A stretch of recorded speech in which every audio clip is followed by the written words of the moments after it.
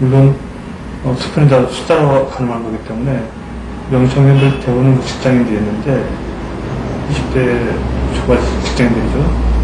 직장인들 가운데서 이제 농성 참여하시는 사람들, 특히 참여하시는 사람들 최대한 다 연락이 돼서 참여를 했죠.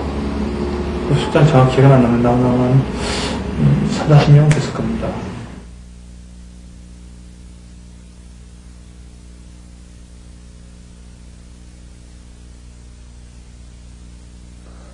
지금 해산을 하지 말자는 쪽, 계속 투쟁을 하자는 쪽으로 손들어 주십시오. 해도 말을 하면서, 그렇지 않은 경우에는 투쟁을 하지 않고 해산을 하는 것으로 판단하겠습니다. 라는 말을 한 것 같아요. 그래갖고, 손을 한 번만 든 것 같아요, 한 번만. 우리가 함께 싸운 것은 무언가 옳은 일을 위해서 했습니다. 우리는 여왕벌을 탄생시켰고, 몰려드는 수많은 일벌들을 보았습니다. 그런데 이 싸움을 중단하고 외부로 투쟁을 전환한다는 것이 과연 이성적인 판단입니까? 5박 6일 동안 우리가 승리했다고 생각하십니까? 도대체 어느 나라 투표에 기권자가 찬성자로 포함됩니까? 우린 싸우기 위해 조직됐고 싸우기 위해 여지껏 버텨왔습니다. 해산에 반대하신 분은 저와 함께 여기에 남아 끝까지 싸웁시다. 상계동 철거민을 비롯한 여러분께 부끄러움을 느낍니다. 우리의 눈물은 자체 해산이 억울해서 흘린 눈물이 아닙니다. 기회주의적이고 탁상 공론식의 학생들 투쟁 자세를 한탄하는 눈물입니다. 역사적인 의무감이 나을까요? 아니면 그런 좀 대의명분이 할까요? 사실 그런 것이 사람들 먼저 마음을 사로잡았어요. 사람들이 과격해서 뭐 끝까지 가야 된다 뭐 이런 분위기라기보다도요. 지금도 계속 성금이 들어오고 있습니다. 이것이 무엇을 뜻하는 것입니까? 저는 여기에 남아 끝까지 싸울 것입니다. 여러분의 각오와 열정은 충분히 알고 있습니다. 그러나 이렇게 분열된 모습은 분명히 왜곡돼서 언론에 보도됩니다. 이웃싸움을 어떻게 전개할 것인가를 모색합시다. 집행부가 해산을 유도했습니다. 훗날 역사는 오늘의 이 결정을 비판하게 될 것입니다. 그때 내가 딱 마이크 잡고 한마디 했어요. 반대하는 사람은 나가자. 나가서 뭐 잡혀가든 어쨌든 싸우면 될 거 아니냐. 일단 나가자고. 나가려고 다 투표했지 않냐. 자기도 반대표를 던졌더라도 내가 그 투표에 참여한 것 자체는 그게 수긍하겠다는 거잖아. 결과를 깨끗하게 따라야죠.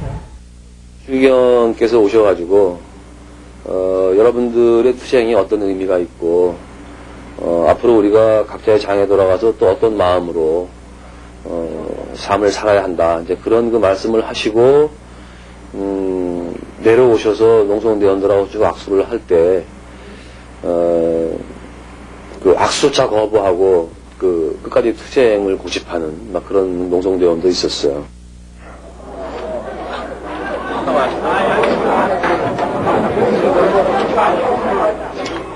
문화관 밖에서는 해산 결정 소식을 들은 많은 사람들이 웅성거리고 있었다. 특히 정치권과 언론의 관심은 지대했다.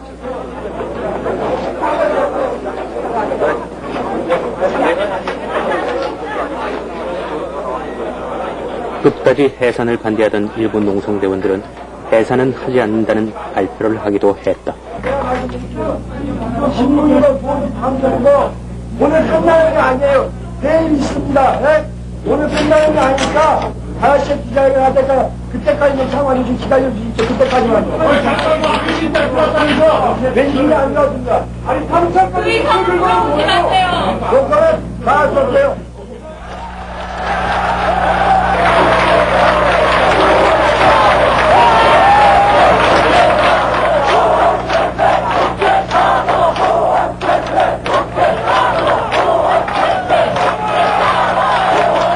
물론 밖에 나왔을 때는 많은 사람들이 장하다고 꽃을 주고 환영했지만 저희들 마음은 하나도 그렇게 뭐 좋은 만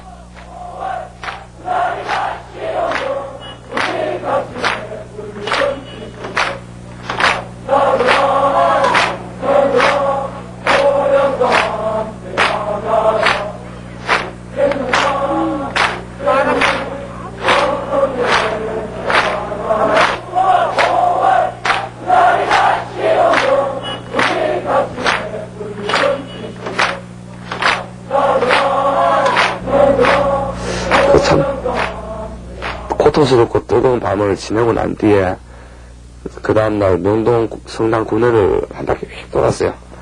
또 돌면서 우리도 마음 정리도 하고 그동안 고생 많이 한 주위 상인들한테 그냥 먼 눈길로 아마 인사도 하고 해산하고 이제 버스 타고 귀가하는 과정이 있었는데 참 말 그대로 대동장이었어요. 사람들 서로 그냥 얼싸안고 서로 그동안의 우정을 나누고 어떤 사람은 그냥 훌쩍거리기도 하고 이제 그 다음에 이제 보도 쪽에 서가지고 이제 글막 내고 이제 아무도 없는 거예요, 나가니까. 그래가지고 버스 다 타고 버스 뒷쪽을 기웃기웃 해보니까 그걸 다 타고 앉았는 거예요. 좋아서 싱글벙글 해가지고.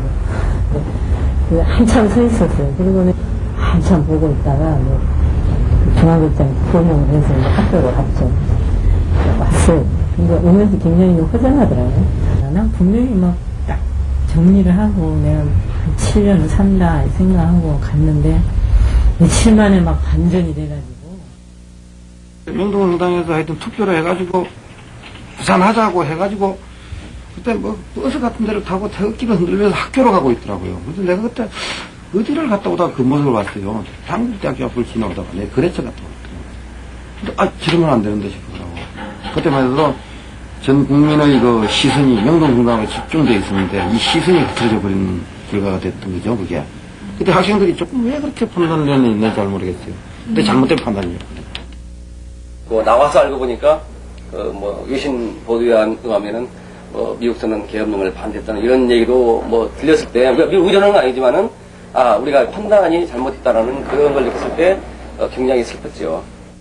부산을 비롯한 전국 도시에서도 춘천에서는 대학생 3천여 명이 시위대들이 금남로 등 대부분의 시내 중심도로를 농성대의 우려와는 달리 6월은 점점 더 뜨겁게 달아오르고 있었다. 건물과 차량이 파손되는 등 대전, 원주, 제주, 안동, 울산, 천안, 목포 1등에서도 시위를 벌였습니다.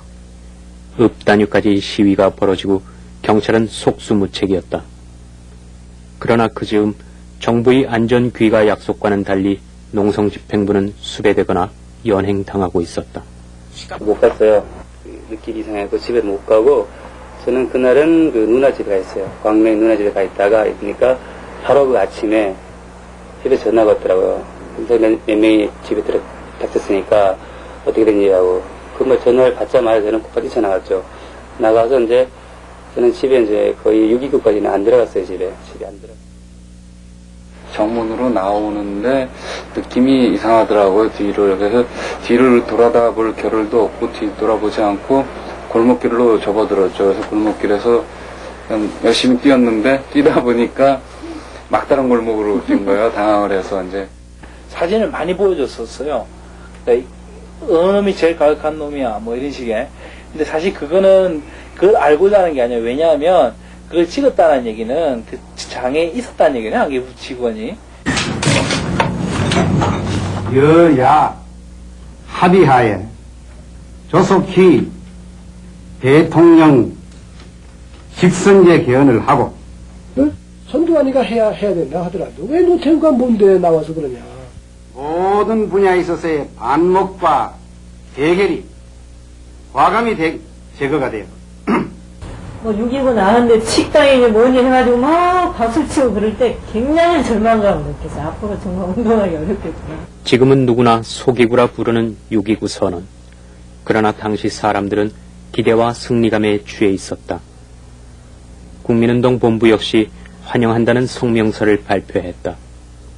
우선 직선제 개헌을 받아들여버렸고 그리고 김대중 씨 그냥 선임 복권 뭐 이런 식으로 확 가버리니까 누구나 좀 의외였죠. 그리고 대중적 수준에서 보면 이젠 해결됐다 이런 게 일반적인 거였어요. 운동 안에서는 모르지만 그러면서 동력이 쫙 빠져버리는 거예요. 그냥. 항쟁의 모든 성과는 양 김씨에게 바쳐졌고 그 이후 전국의 주도권은 제도 정치권으로 넘어가 버렸다. 그리고 그 여름 노동자들은 대투쟁을 벌여나가야 했다. 6.29 선언에 민중들의 기본권에 대한 언급은 단 한마디도 없었기 때문이었다.